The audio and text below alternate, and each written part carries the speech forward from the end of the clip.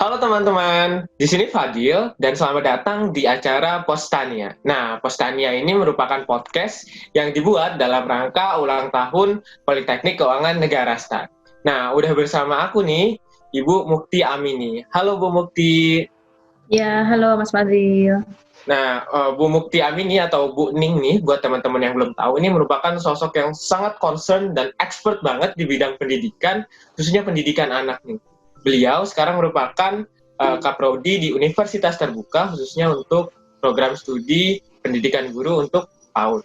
Nah, selain itu, beliau juga senang banget menulis, dan karyanya sudah cukup banyak, dari mulai buku hingga karya-karya ilmiah seperti jurnal penelitian, dan hampir semuanya berfokus ke bidang pendidikan, khususnya pendidikan anak usia dini.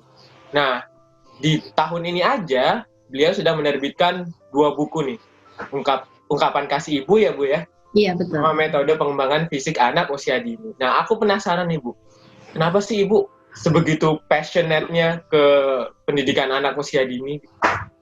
Iya, awalnya sebetulnya ada masanya cita-cita berubah ya. Kalau dulu waktu kecil biasanya kita kalau ditanya pengen jadi apa kan, jadi dokter, jadi insinyur gitu kan ya. Nah, Iya. gitu. Jadi ada dalam masa perjalanan waktu yang waktu itu mungkin merasa kesulitan ketika harus berinteraksi sama anak-anak kecil. Ternyata beda ya, harus ada ilmunya gitu ya, nggak sekedar ngajar. Nah, di situ titik kan merasa saya butuh ilmu ini gitu untuk bisa pegang anak-anak. Jadi turning point-nya pas ngajar anak-anak dulu ya, Bu ya? Iya, ngajar anak-anak langsung. Nah, Jadi terasa mulai tertarik.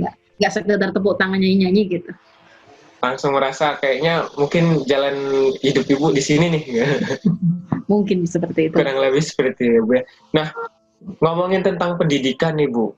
Seperti yang kita tahu kan, kondisi akhir-akhir ini nih, khususnya nih di kala pandemi ini, cukup memberikan dampak kepada berbagai bidang nih, khususnya bidang pendidikan juga nih. Iya. Karena saat ini kan nggak ada yang menduga gitu loh, kondisinya bakal seperti ini gitu. Sehingga yang terjadi adalah perubahan metode transfer ilmu pengetahuan nih. Dari yang tadinya kita belajarnya tatap muka, kita bisa lihat dosen, lihat papan tulis kan, kayak gini, jadi sekarang ngeliatnya ke bawah nih, ngeliat laptop, dengan pembelajaran jarak jauh. Nah, sebelum kita ngomongin masalah apakah ini efektif dan semacamnya, sebenarnya aku penasaran nih Bu, kayak kalau misalnya dari segi ilmu pengetahuan, seberapa besar sih Bu dampak perubahan metode transfer ilmu pengetahuan itu terhadap penyerapan tingkat penyerapan bagi peserta didiknya? Ya, kalau kita bicara metode itu kan akhirnya akan melihat banyak aspek ya. Jadi kalau kita tanya metode apa sih yang paling bagus, yang nggak ada gitu. Semua metode akan bagus ketika memang sesuai dengan kebutuhannya gitu. Nah itu jadi kita nggak bisa mengklaim mana yang paling bagus, mana yang paling jadul atau mana yang paling modern, tergantung kebutuhan. Pas pandemi ini memang kondisi memaksa kita semua untuk mengoptimalkan pemanfaatan daring ya, yang tadinya kayaknya Indonesia itu mungkin ya sudah ada tapi masih malu-malu gitu ya. Nah, sekarang tuh di force gitu, harus gitu ya. Jadi kalau saya bilang satu kayak semacam uji coba lah ya, pembelajaran online yang massal seperti itu ya, dengan apa adanya gitu. Nah, mulai tahun baru ini nanti tahun ajaran baru masuk Juli ini kan masuk baru ya kalau tahun ajaran. Nah, itu kita coba perbaiki lagi. Tapi kalau kita bicara metode ya semuanya bagus sebetulnya. Fokusnya kan di prosesnya, bukan metodenya. Nah, kayak kalau misalnya dari Ibu sendiri nih, aku penasaran nih, kan semua metode bagus nih. Kalau misalnya dari preferensi Ibu nih, Ibu prefernya lebih ke kalau misalnya ngajar langsung kepada muridnya, bertemu langsung atau lewat daring kayak gini? Kalau dengan melihat kondisi sekarang ya, karena memang penetrasi internet juga sudah masif ya, hampir semua HP itu sudah smartphone, saya prefernya ke blended. Blended itu ya mix ya, ada tatap mukanya, tetapi juga tidak murni tatap muka karena nanti juga banyak hal yang ternyata jauh lebih efisien ketika menggunakan daring daripada luring. Jadi ya kita bisa dua-duanya kita pakai blended aja. Blended aja gitu, Bu. Nah, kalau misalnya kita lihat dari beberapa, mungkin satu semester ini kita udah bisa melihat hasil dari pembelajaran jarak jauh ya Bu ya, karena kan udah lumayan juga jangka waktu pembelajaran jarak jauh ini dilaksanakan. Nah, kalau melihat dari satu semester ini nih Bu, Ibu, kalau universitas terbuka kan mungkin udah one step ahead ya, karena mungkin bisnis prosesnya memang pembelajaran jarak jauh secara daring gitu kan. Nah, kalau berdasarkan pengalaman Ibu mengajar di universitas terbuka, terus ketika Ibu melihat, ngebandingin nih, oh ternyata untuk universitas lain yang udah mulai melakukan PJJ ini, tanggapan Ibu bagaimana nih Bu? Apakah PJJ yang dilaksanakan udah efisien atau belum kira-kira? Ya, itu memang kita tidak langsung bisa mengklaim sekarang ya. Yang terjadi kan sekarang paling baru Monef. Tetapi riset mendalam tentang seperti apa hasilnya kan ya masih berupa angka-angka kasar. Jadi memang kita masih terus coba dalami apa kelemahan-kelemahannya, terus outputnya seperti apa kemarin itu. Tetapi kalau untuk perguruan tinggi saya sendiri di UT itu ciri khasnya adalah begini Mas, kita itu kan punya 39 cabang. Gitu ya, 39 cabang. Seperti mahasiswa prodi saya aja, meskipun satu prodi, mahasiswa saya itu ada 45.000 di seluruh Indonesia. Kan kebayang tuh. Ya, Jadi udah udah kayak satu fakultas aja kan, nah lebih mungkin ya 45.000 bayang. Artinya ketika kebijakan itu kita tetapkan, itu kan harus berlaku nasional. Kita kan tidak bisa memilih, oh boleh begini, boleh begitu. Nah, sehingga itu menjadi pertimbangan banget gitu ya, apakah akan menentukan daring semua atau berapa persen daring, berapa persen luring, itu harus kita perhitungkan banget dengan kondisi kenyataan di lapangan. Ini yang membedakan dengan perguruan tinggi yang tatap muka biasa, yang memang mahasiswanya stay ya, berkumpul lah di tempat-tempat tertentu atau mungkin di rumahnya. Itu secara fasilitas, ini kan salah satu syarat yang membedakan antara pembelajaran online dengan yang tidak online ya, yang luring. Masalah sarana dan jaringan kan. Gitu. Jadi kalau itu sebetulnya tidak menjadi kendala, maka saya rasa pembelajaran online itu justru menarik, meskipun tidak bisa kita langsung klaim bahwa pasti lebih bagus yang daring gitu. Kalau saya memang tetap setuju, kita nanti ketika kita sudah benar-benar new normal, artinya selesai akhir tahun ini ya 2020, itu kita ke blended arahnya, jangan lagi murni tatap muka. Gitu. Jadi blended. Kalau boleh tahu, kalau di UT itu untuk penentuan keputusannya itu dilakukan dengan cara apa Bu? Apakah melakukan survei ke mahasiswanya atau gimana? Ya, survei pasti ada, Monef setiap semester pasti ada. Terus kemudian ya biasa kan dirapatkan di pimpinan dulu, level fakultas seperti apa kondisinya, lalu dibawa menjadi level universitas ya, nanti keputusannya dari wakil rektor bidang akademik. Tapi pasti harus. Jadi dari bawah pengumpulan datanya, dari mahasiswa sendiri diambil seperti apa. Survei. Seperti itu ya Bu. Nah, saya juga tertarik nih Bu, ngomongin masalah sarana prasarana nih. Kalau masalahnya kan kalau di Indonesia, kalau kita bahas sarana prasarana dan akses pendidikan, ketika kita melakukan pendidikan luring aja, sarana dan prasarana dan akses pendidikan itu belum terbagi secara merata gitu Bu. Betul. Apalagi ketika kita pembelajaran jarak jauh ini, ketika sarana yang dibutuhkan justru lebih besar lagi karena kita membutuhkan infrastruktur internet yang baik gitu kan Bu. Nah, menurut Ibu, apakah daring ini justru memberikan akses yang lebih besar kepada masyarakat untuk pendidikan yang lebih merata, atau justru sebaliknya nih Bu, kalau dari pandangan Ibu? Ya memang kalau pembelajaran daring itu kan paling ideal itu kan untuk yang murni daring ya, yang fully online itu kan untuk negara maju ya. Kalau untuk negara seperti kita dengan kondisi apalagi wilayah dengan pulau yang sangat tersebar gitu ya, geser sedikit mati GSM kan. Ya kita memang tidak bisa jagain itu gitu ya, tidak bisa mengandalkan satu pendekatan pembelajaran daring itu. Mungkin jalan tengahnya ya tadi blended atau daring tapi tidak asinkronus gitu ya. Itu yang selama ini dilaksanakan di UT seperti itu ya. Jadi kalau daring asinkronus itu gimana Bu? Daring asinkronus itu pernah lihat Spada nggak? Spadanya Kemdikti kan juga ada tuh ya. Jadi satu mata kuliah nanti kan dibagi dalam beberapa termin, ada beberapa pertemuan, tapi asinkronus.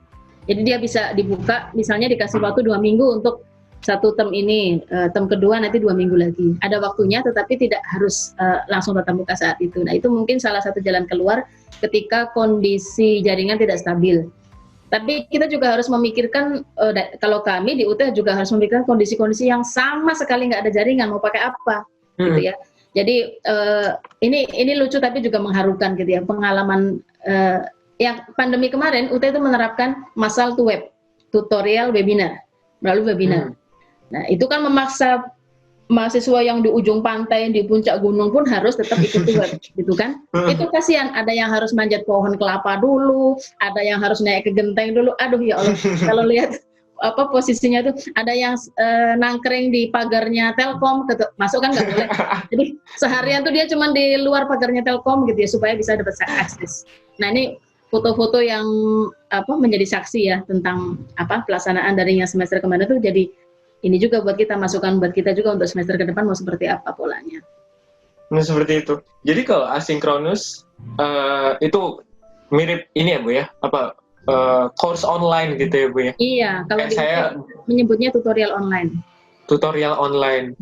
Teman saya juga banyak tuh Bu di sini di kampus ini yang kayak gitu tuh, kadang harus belajarnya misalnya di kebun, suasananya kayak gitu. Kasihan juga kan kalau kayak gitu untuk ujian. Nah, dari tadi kita nih udah ngomongin masalah efektif, gak efektif nih Bu. Cuma menurut aku kayaknya kita perlu mendefinisikan dulu. Kalau menurut Ibu, pembelajaran online yang efektif itu yang gimana sih Bu? Iya, pembelajaran efektif itu kan intinya kan mencapai tujuan ya. Ya, selama kompetensi dari yang diharapkan untuk mata kuliah, kalau perguruan tinggi kan arahnya mata kuliah, itu bisa dicapai, sebetulnya sudah efektif. Tidak peduli, jangan fokus pada jumlah materinya ya. Kan kadang-kadang orang mikir, kalau online jadi kedodoran, nggak tercapai ini sekian sekian chapter belum terbahas. Itu kan masalah cakupan materi. Tetapi kita lihat kompetensi utamanya saja. Kalau kompetensi utamanya memang sudah bisa dikuasai oleh mahasiswa, sebetulnya sudah mencapai gitu. Kompetensi. Jadi penguasaan kompetensi. Iya, ke arah ke sana. Capaiannya. Pembelajaran berdasarkan capaiannya. Nah, ngomongin masalah capaian kompetensi nih, saya jadi kepikiran nih.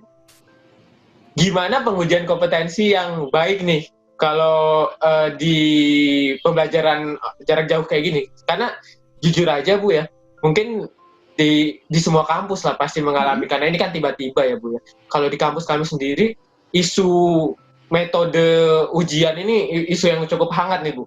Karena kan tantangannya gimana kita ngejaga supaya pengerjaan ujian tetap bisa berintegritas, meskipun pihak kampus yang jauh misalnya di beda pulau gitu kan, nggak bisa mengawasi kita gitu Bu. Nah, kalau dari pengalaman Ibu sendiri ngajar di UT, itu kira-kira gimana sih metode pengujian yang baik?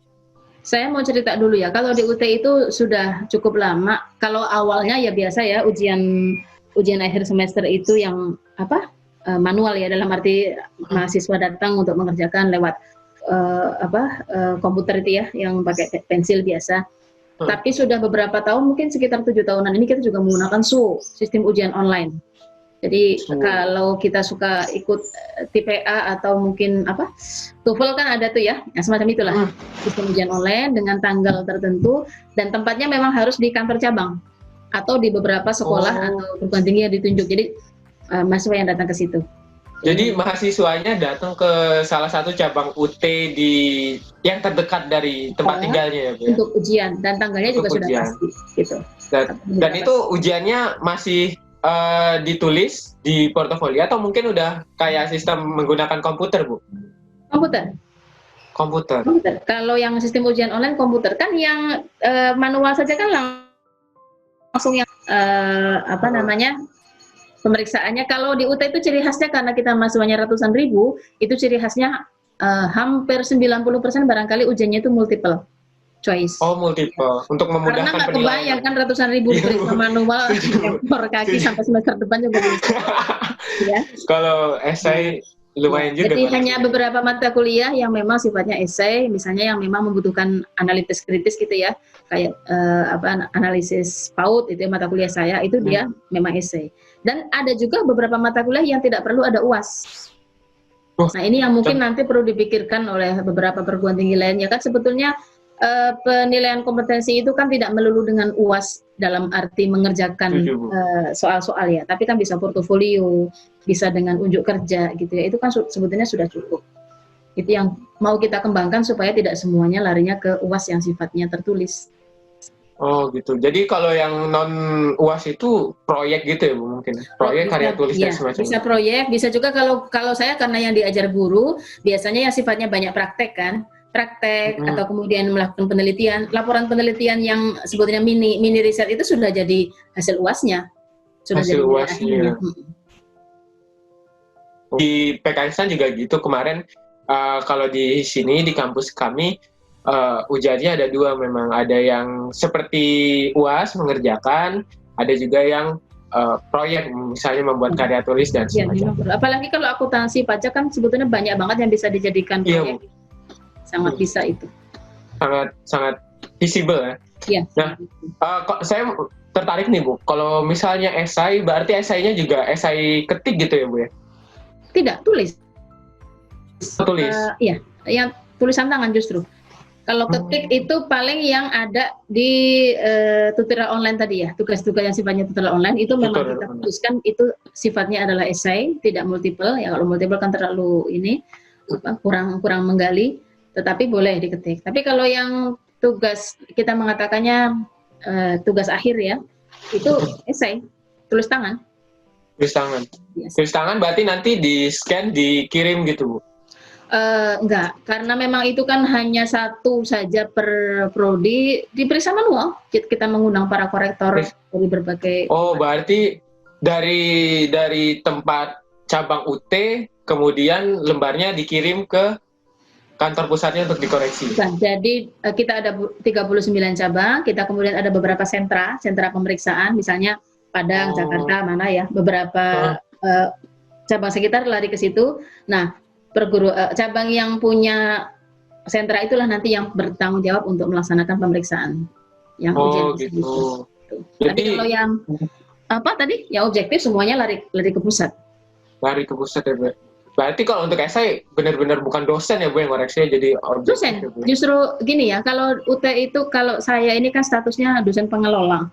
Tetapi sebetulnya yang mengajar di lapangan itu justru banyak dosen-dosen PTN setempat.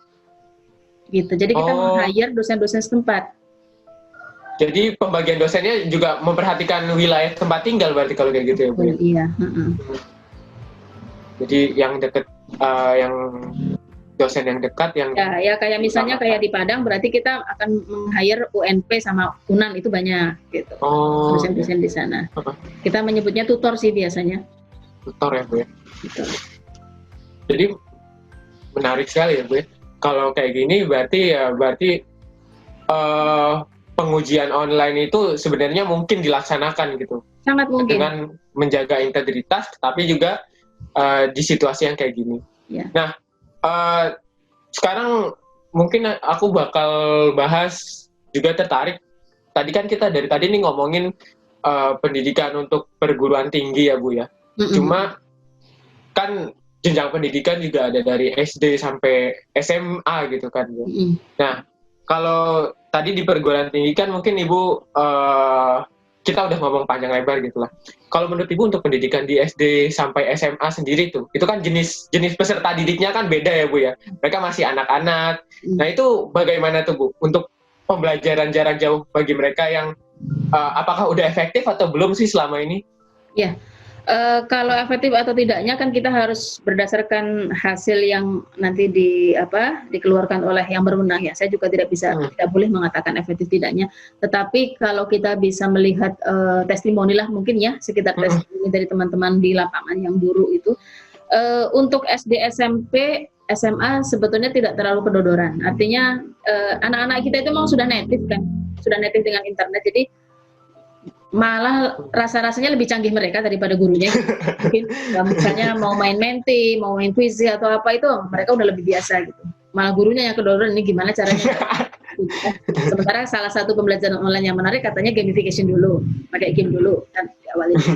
Nah itu kan jadi tantangan nih. Tantangannya justru di gurunya kalau saya lihat. Tetapi yang menjadi masalah kalau saya lihat adalah anak usia dini ini, anak usia TK. mau pembelajaran online yang macam apa, sementara dia justru butuh bonding dengan gurunya. Iya. Nah, ini yang agak sampai sekarang masih menjadi tanda tanya ya, tetapi pasti ketemu jalan keluarnya. Apalagi untuk kayak anak baru apa iya masa OS virtual untuk anak TK kan mungkin juga enggak. Jadi ini yang seperti ini terpaksa ya tadi harusnya blended akhirnya. Kita nggak mungkin Lanjut ya. menghindari ketemu. Tertarik juga. Oh, berarti kalau dipikir-pikir iya juga ya Bu ya. Soalnya kan anak kecil kan justru pendidikannya kan di bidang karakter kan, penanaman karakter, dan biasanya dilakukan dengan cara bonding dengan teman-teman yang ngajarin dia untuk bersosialisasi dengan lingkungan sekitar. Gitu di PJJ kayak gini itu berarti cara untuk mensiasati hal tersebut agar value-nya tetap bisa terserap oleh anak-anak kayak gitu gimana ya Bu?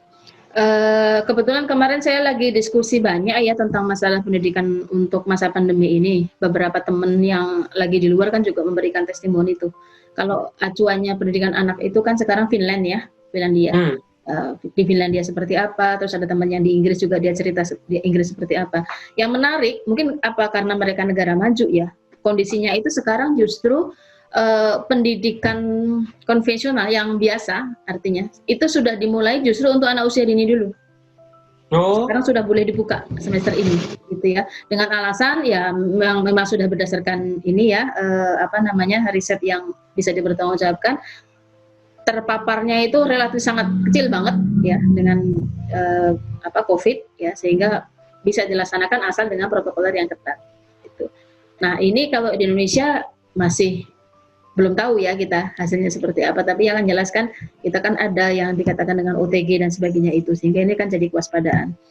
Yang sempat terpikirkan karena saya juga harus memikirkan yayasan saya kemarin mau seperti apa nih untuk SMB-nya anak-anak TK. Yang sempat terpikirkan itu adalah sistem klaster akhirnya. Sistem klaster itu jadi kita melihatkan penentuan zona merah, hijau itu kan selama ini kan menentukannya kan di lokasi si sekolah. Sementara kan sebetulnya anaknya sendiri kan tersebar di beberapa tempat. Dia mungkin ada yang di hijau, mungkin ada yang di kuning dan sebagainya kan. Jadi kita lihat aja dari sisi itu. Kalau yang hijau berarti kita aman, kita bisa ke sana. Jadi gurunya yang datang home visit, tapi sudah berkumpul beberapa anak, misalnya 5 anak di situ gitu. Jadi pembelajaran akan kita laksanakan di daerah-daerah yang hijau, tapi untuk yang merah sama yang kuning ya terpaksa lebih banyak ke video call lewat WhatsApp. Gitu. Berarti istilahnya pembelajaran berbasis resiko lah ini. Gitu ya Bu ya. Ya bisa. Zonasi, tapi zonasinya zonasi pandemi. Zonasi berdasarkan resiko pandemi. Ya. Menarik juga Bu. Berarti kalau kayak gini memang tenaga pendidik lah selain guru itu memang diharapkan untuk lebih aktif mungkin ya Bu ya. Ya, dan harus berpikir terus caranya seperti apa yang aman. Yang penting kita tetap faktor utama keselamatan nyawa ya. Kesehatan seperti apa, yang lain-lain kan kita kembalikan. Kalau di Inggris dan Finland itu sampai menekankan ya begitu, artinya sudah jangan khawatir dengan beban-beban anak nggak bisa ini nggak bisa itu, toh pada hakikatnya semua orang tua itu adalah guru gitu. Jadi dikerja kepada orang tua, tanggung jawab orang tua masing-masing, apa yang sudah dijalani ya itulah gitu ya.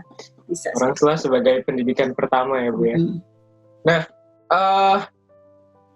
kalau dari tadi kita nih udah ngebahasnya kan semua untuk anak-anak yang kita anggap ya bisa menjalankan anak-anak normal lah istilahnya ya Bu ya.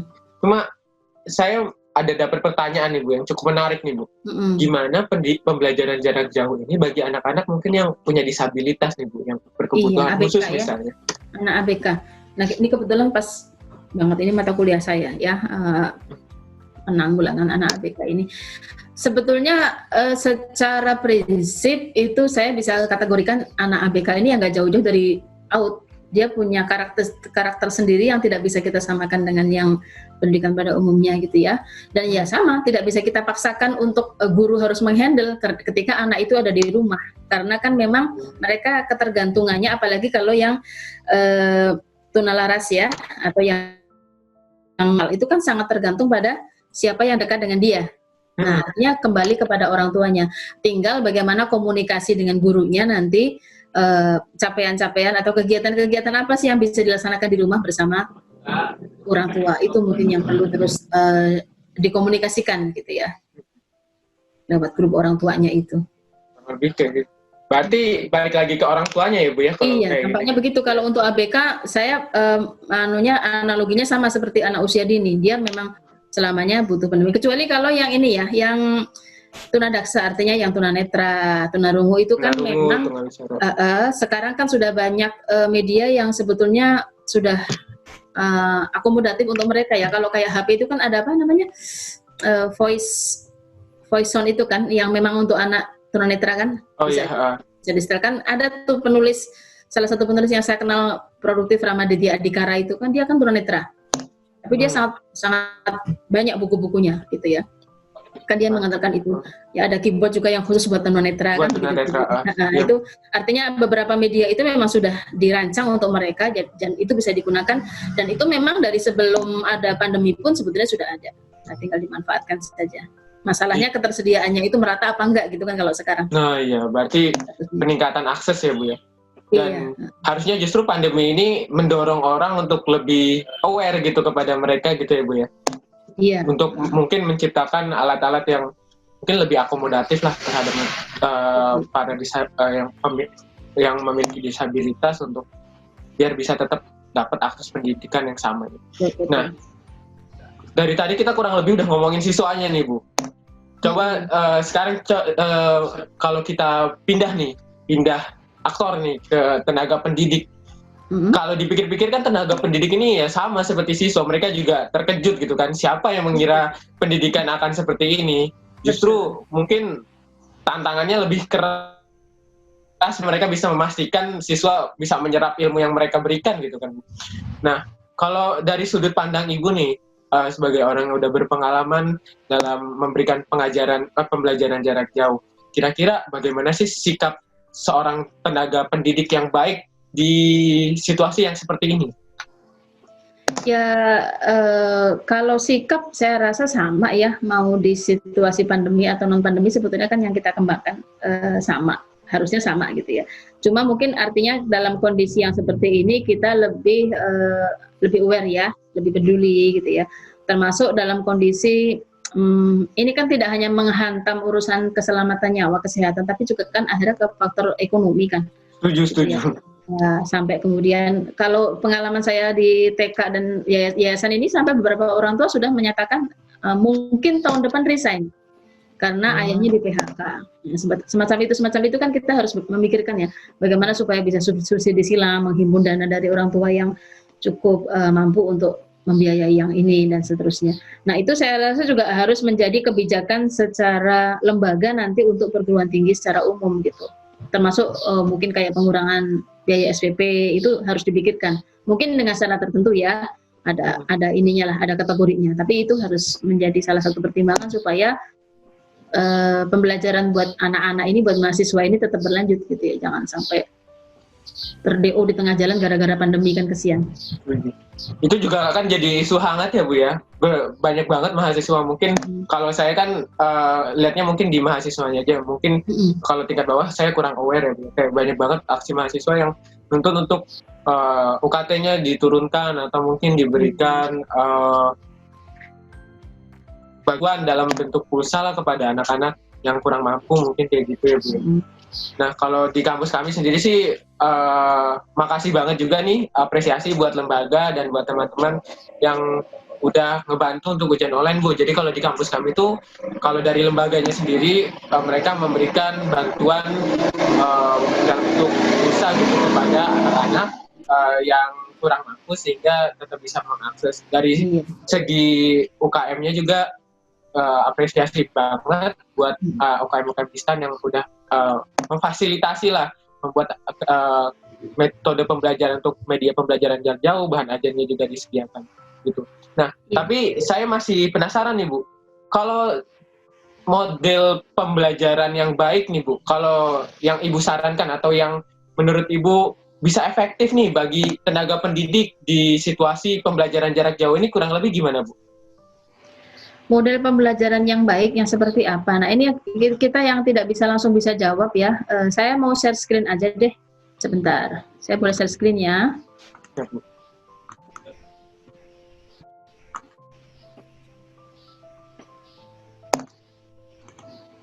Ya, sudah terlihat belum? Apakah sudah terlihat? Belum muncul sih, Bu. Oh, belum muncul. Sebentar. Oke. Oke. Sudah? Sudah. Ya. Ini ya. Saya ke sini. Ini prinsip pembelajaran secara umum seperti ini sebetulnya. Jadi mestinya ada social presence, ada cognitive presence, ada teaching presence gitu ya. Tapi ketika ini di online kan, maka yang harus terbangun harus ada sistem ini, ya sistem ini supaya menjamin ada ketiga hal ini terjadi. Memang agak sulit, tetapi paling tidak dengan sistem yang mantap kita bisa melakukan tiga hal ini. Ada interaksi dengan materi ajar, ya bisa asinkronus bisa sinkronus, interaksi dengan sesama peserta, yaitu mungkin kalau yang sekarang pakai Zoom, pakai Teams atau dan sebagainya, interaksi dengan pengajar juga pakai itu. Nah kalau itu terjamin ada, sebetulnya pembelajaran mau offline mau online nggak masalah, gitu ya. Yang lebih jadi perhatian adalah ini, mungkin di atasnya ini ya. Ketika dia online, dia kan harus ada syarat ini, perangkat yang mudah dan efektif dalam hal biaya. Nah, itu kembali kepada kemampuan dan sarana yang dimiliki oleh mahasiswa di perguruan tinggi tersebut, gitu kan. Jadi yang paling efektif seperti apa? Kalau kita kembalikan kepada kondisi yang sekarang dengan melihat kondisi kenyataan di Indonesia pada umumnya, kalau saya sendiri melihat ya masih blended yang paling bisa kita real gitu, nggak bisa terlalu ke online semuanya, tetapi juga jangan juga semuanya konvensional lagi, balik ke konvensional lagi. Blended yang paling ini. Nah, berapa persen yang mau di-blendedkan? Ini terserah. Blended pun pengertiannya macam-macam. Jadi bisa blended dalam arti satu mata kuliah itu nanti ada yang di-online kan, ada yang di-offline kan, ya, ada daring, ada luring. Ada juga blended yang kemudian dimodifikasi dengan dalam satu prodi itu ada mata kuliah yang fully online, ada mata kuliah yang blended, ada mata kuliah yang konvensional, itu terserah. Ya. Nah, jadi macam-macam versinya, gitu. Itu mungkin ya gambarannya. Saya selesai share screen aja sebentar.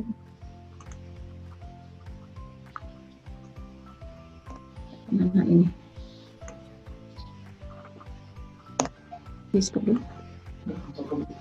Jadi gimana kalau mau store screen? Kok jadi hilang? Enggak, saya mau stop. Zoom-nya buka aja dulu full ini? screen. Oh, nggak mau full ya?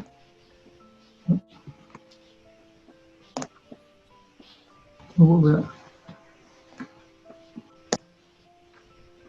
Kok dia nggak mau? Nah, itu dari situ biasanya. Coba, ini dia nih. Stop share. Ya, udah. Full screen aja. Okay. Sorry. Oke, itu mungkin penjelasannya. Siap. Cuma saya kan pengguna ya, sama sering ngobrol-ngobrol juga nih sama teman-teman dari kampus lain. Banyak yang kejadian ketika pembelajaran jarak jauh gini, dosennya atau tenaga pendidik atau guru lah, intinya tenaga pendidiknya itu cuma misalnya ngasih tugas banyak-banyak gitu. Ujungnya mahasiswanya keteteran gitu, Bu. Nah, kalau kayak gini baiknya gimana nih, Bu? Iya, itu karena kondisinya kan kemarin sama-sama belum siap ya. Jadi kalau saya bilang ya mohon dimaklumi aja deh gitu ya. Artinya guru itu pun juga kaget, para dosen juga kaget, tiba-tiba harus pembelajaran online dan tidak semuanya siap. Pengalaman saya sendiri di UT, kita kan meng-hire beberapa tutor ya, tadi dosen-dosen perguruan tinggi tatap muka itu di beberapa daerah. Begitu kita memutuskan murni dengan tutorial web, banyak yang tiba-tiba mengundurkan diri. Itu kita kelimpungan gak karuan. Karena mereka dosen-dosen senior dalam arti sudah sepuh-sepuh, udah gak mau rempong lah dengan begitu. Udah saya mending gak ngajar aja semester ini gitu. Waduh, itu lumayan gitu ya. Tapi tidak apa-apa. Itu saya bilang fair gitu ya. Bilang di awal daripada dia nekat maju nanti malah gak karu-karuan. Kita segera cari penggantinya. Jadi memang kalau saya bilang sih kemarin itu masa uji coba banget lah. Sambil kita tambal sulam banget, pokoknya apa adanya jangan dulu daripada nggak sama sekali gitu ya. Tetapi mulai semester ini kita coba perbaiki sedikit ya, seperti apa sih seharusnya. Termasuk tadi memang benar-benar ya kalau memang tutornya atau dosennya tidak capable di urusan daring ya tidak bisa kita paksakan. Berarti dia memang spesialis ngajar yang tatap muka aja. Kan begini, sebenarnya kalau bayangan saya kalau saya ngajar di S2 itu, satu mata kuliah itu kan dia bisa diampu beberapa dosen kan sebetulnya. Nah, kalau memang dia nanti akan blended, ya sudah yang tatap muka ini diserahkan kepada dosennya, tidak mau ribet sama daring. Nanti yang sistemnya dengan daring, ya udah yang dosen-dosen muda aja gitu. Jadi kita juga tidak bisa memaksakan ya, karena memang ya generasi kolonial sama milenial dijadikan satu ya susah juga, agak berat gitu ya. Kasian. Jadi buat teman-teman yang ngeluh, tugasnya banyak banget gitu kan. Gitu ya. Gak apa-apa, mohon dimaklumi teman-teman. Dimaklumi dulu semester apa-apa. kemarin itu memang Dikerjakan saja sambil sambat-sambat, tapi mohon dimaklumi lah ya. Kalau saya bilangnya istilahnya itu sampai gumoh pada. Gumoh ya Bu, banyak banget yang sampai nggak tidur gitu kan, ngerjain tugas karena deadline-nya banyak. Dan itu tidak hanya pendidikan tinggi ya, anak SD pun sampai mabok dengan tugas karena semua tugas gitu ya.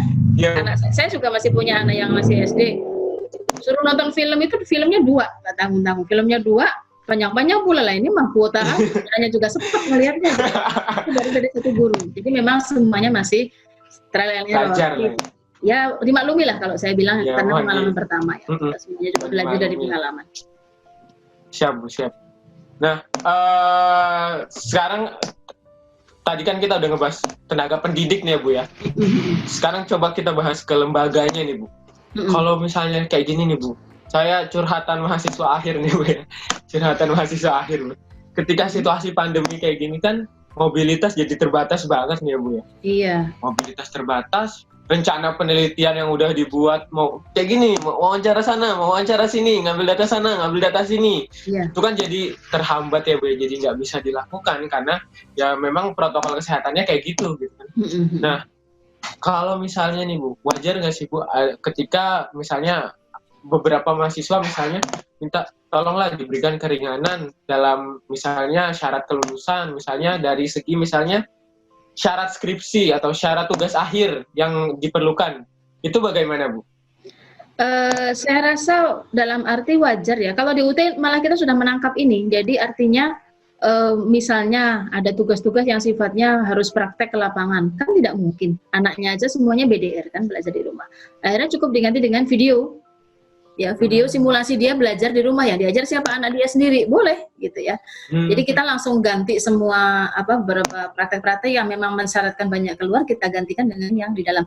Mungkin yang tidak bisa sama sekali kita gantikan itu yang misalnya kalau yang berhubungan dengan sains, praktikum di laboratorium yang seperti itu ya, yang urusannya apalagi yang kedokteran, nanti kalau diganti dengan yang virtual atau dry lab, nyuntik dry lab sama nyuntik beneran kan beda. Yang gitu-gitu nggak bisa. Memang terpaksa yang seperti itu harus kita tunda sampai kondisi jauh lebih aman. Tetapi yang masih bisa dimodif, saya rasa memang sudah saatnya kita untuk memberikan pilihan-pilihan itu, gitu ya. Kalau misalnya dia bisa praktek langsung lebih bagus, tapi kalau bisa diwakilkan dengan media, kenapa tidak? Gitu. Toh pada kenyataannya, meskipun gini ya, ketika orang melakukan penelitian untuk skripsi, ketika tidak masa pandemi pun dosen pembimbingnya juga kan nggak bakalan ngikutin di lapangan dia nyari data enggak kan basisnya trust kan, dia cukup lihat dari laporan tertulis, oh kamu sudah kemana sama wawancara gitu ya. Ya itu bisa kita berlakukan juga selama masa pandemi ini ya, mungkin dia kemudian pakai Google Form, mungkin dia pakai wawancara seperti ini dengan Zoom atau dengan video call, itu kan sebetulnya sudah cukup gitu ya. Bahkan malah buktinya ada jejak digitalnya gitu loh. Recordnya. Ya, ada recordnya semuanya. Berarti balik lagi ke jenis mata kuliah atau ilmu pengetahuan yang diampu ya Bu ya? Iya, karena betul. Beberapa ada yang bisa dilakukan online. Ada yang sama sekali nggak bisa. Sama sekali nggak bisa. Tapi kalau akuntansi pajak bisa banget dah, itu kan tidak berhubungan dengan orang ya. Iya Bu. Bisa ngitung laporan keuangan gitu aja, bisa sih. Nah,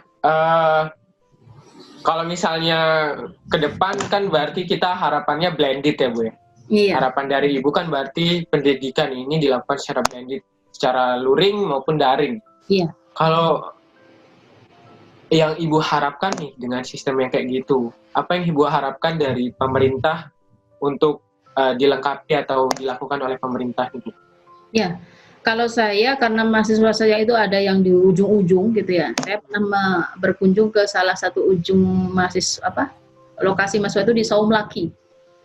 Di Saumlaki itu udah Ambon terbang lagi kira-kira 3/4 jam lagi itu udah deket Darwin. Jadi kalau mau ke Darwin tinggal setengah jam lagi.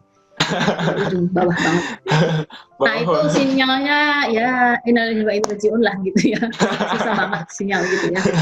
Harus keluar jauh gitu ya. Kan yang seperti itu juga harus dipikirkan ya. Sementara kondisi mereka kan juga tidak mungkin pindah dulu ke pulau lain yang lebih dekat kan juga ongkosnya terlalu mahal. Jadi memang tadi jaringan itu memang harus kita prioritaskan, salah satunya pembangunan yang utama di situ masalah jaringan. Berarti ke infrastrukturnya ya Bu ya, pemerataan infrastruktur khususnya infrastruktur jaringan untuk internet supaya teman-teman kita yang mungkin daerahnya cukup jauh juga bisa menikmati gitu pembelajaran online ini secara merata gitu. Nah kalau untuk dari Ibu nih, pesan-pesan dong kepada teman-teman, kepada kami nih kaum pelajar yang lagi berjuang nih menghadapi pembelajaran jarak jauh nih, kira-kira ada pesan nggak untuk anak-anak Indonesia? Apa? Pesan untuk anak PKN STAN atau untuk mahasiswa secara umum nih? Untuk seluruh peserta didik di Indonesia. Oh, untuk secara umum ya. Kalau untuk secara umum, saya berharap kita semua tetap semangat ya, dengan tetap menjaga protokol kesehatan supaya tetap terhindar dari COVID-19. Kita tetap menjaga semangat kita untuk terus belajar ya, menuntut ilmu dengan berbagai prasarana yang ada sebisa mungkin gitu ya. Artinya jangan mengeluh gitu ya. Kondisi ini kan kita hadapi bersama, semua orang mengalami masa-masa sulit sebetulnya. Sulitnya sulit masal kalau ini gitu ya. Sehingga pasti ada rasa-rasa bagaimana, tapi orang lain juga mengalami kok gitu ya. Jadi kita jalani aja, nanti juga sampai gitu. Akan ada masa berakhirnya. Berarti kuat-kuat aja teman-teman. Setiap generasi punya tantangannya ya Bu ya. Jangan lupa Siap, jangan lupa berdoa, jangan lupa berusaha. Intinya doa dan usaha ya Bu ya.